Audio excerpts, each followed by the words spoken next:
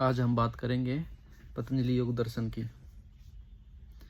जो महर्षि पतंजलि का जो दर्शन है उसको हम क्या कहते हैं? पतंजलि योग दर्शन। ये हमारी जो भारतीय की जो इंडियन फिलोसॉफी है उसके हमारे 9 शास्त्र हैं।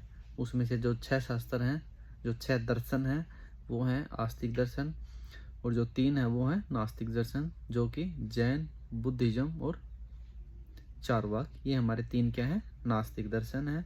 और जो हमारे 6 हैं वो हमारे क्या हैं? आस्तिक दर्शन है। उन 6 आस्तिक दर्शनों में से एक हमारा क्या है? पतंजलि योग दर्शन, जिसको हम पतंजलि का दर्शन कहते हैं। तो पतंजलि का जो दर्शन है उसमें महर्षि पतंजलि ने एक पुस्तक लिखी है उस दर्शन के लिए, जिसका नाम है पतंजलि योग दर्शन या पतंजलि योग सूत्र, जिसमें 195 सूत्र लिखे हैं। 100 टोटल नंबर ऑफ श्लोक का 195 है, और उसमें 4 चैप्टर लिखे गए हैं। चारों चैप्टरों में महर्षि पतंजलि ने अलग अलग चीज़ें के बारे में डिस्कशन किया हम। जैसे कि फर्स्ट चैप्टर की अगर हम बात करेंगे तो उसका नाम है समाधिपाद। तो समाधिपाद में महर्षि पतंजलि ने योग की व्याख्या, योग का स्वरूप के बारे में, चित्त की वृत्तियाँ, उनको कैसे रोकना, इन सब के बारे में महर्षि पतंजलि ने बात की है। उसके बाद जो हमारा साधन पाद है, साधन में मतलब प्रैक्टिस की बात कर रहे हैं महर्षि पतंजलि की, कौन सी प्रैक्टिस करनी है, कैसे।